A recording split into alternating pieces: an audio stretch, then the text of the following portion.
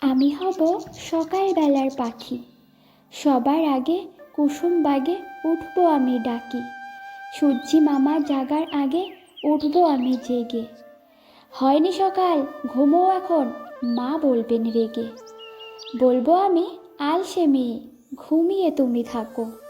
হয়নি সকাল তাই বলে কি সকাল হবে না কো? আমরা যদি না জাগি মা, কেমনে সকাল হবে? তোমার ছেলে উঠলে মাগো, রাত পোহাবে তবে।